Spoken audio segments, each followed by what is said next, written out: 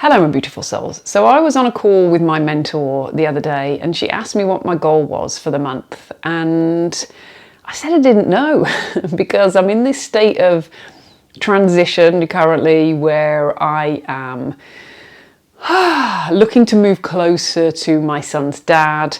And so everything kind of feels like it's all up in the air currently. And so when she asked that question, it was like, I don't really know. And she was like, well, just tune in. What's the first thing that comes to you? So I closed my eyes, and the first thing that came to me, which is something that's been coming up a lot this past week, is to spend more time at my allotment. And now my son doesn't like going. He gets really frustrated. And I really want to plant all of these plants that I've got. I've got about 9 tomato plants that really need to get into the ground. And he won't go. So that was kind of the real soul's calling, to be in this beautiful allotment space where there's lots of people growing lots of beautiful things, and it's so peaceful there, and you can hear the birds, and it just feels, I take my shoes off, I'm down in the mud, digging holes, and it just feels, it fills my soul basically. And so when I said this, it felt really light, it felt really joyful, and I felt great. And then after the call, I just kind of sat there thinking, why is it when somebody else validates your justification to go and do something, it feels okay to go and do it? Whereas when I felt like going to do it myself, it felt like I should be doing other things. There's so many other things that I should be doing, could be doing, need to be doing.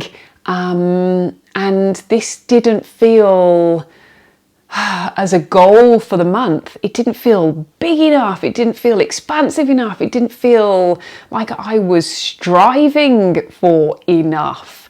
And so I was sitting with a lot of different emotions after this call. Why, one, am I needing external validation to do this?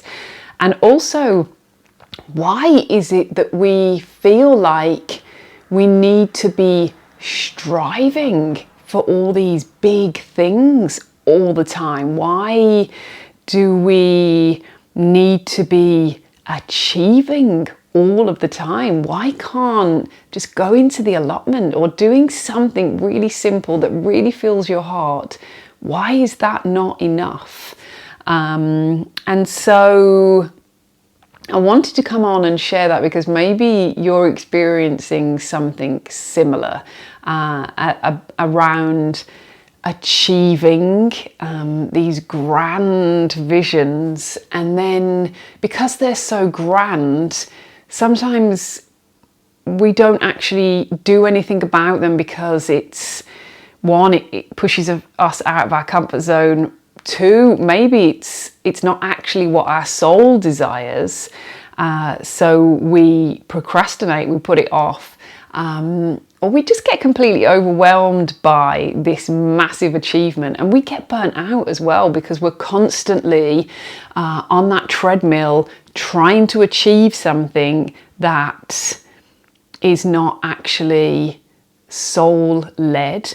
So I wanted to share a couple of different practices that I've been doing since that call that is really helping me just tune into that soul-led desire as opposed to the ego-led desire, the one that's more of an external, get that validation externally from people instead of listening to your own heart's desires.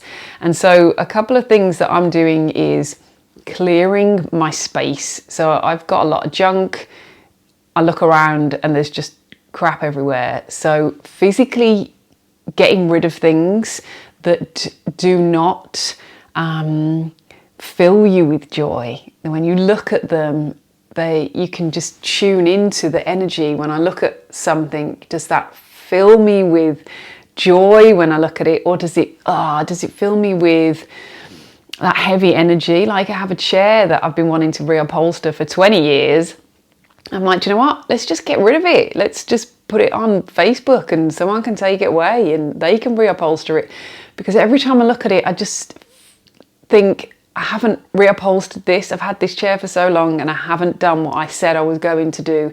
So it doesn't fill me with joy anymore. So it's taking up mental and space, this energy. Everything is energy. So it's taking up energy to have these things around me that don't fill me with joy. So clearing things out, that's a great way to start. And then moving your body, this is going to help create more internal space. And once you've moved your body, actually sitting for a minute or two, you can be in a meditation, or you can just simply be observing the breath, or being in a beautiful space. Maybe it's outside in nature and you're just sitting and you're listening and you're tuning in. Find really helps to bring you back into that state of alignment, that state of presence, that state of calm that allows you to tune in more to what it is that your soul desires, and following through on that. And there doesn't have to be an end game, just kind of, doing the thing that your soul desires.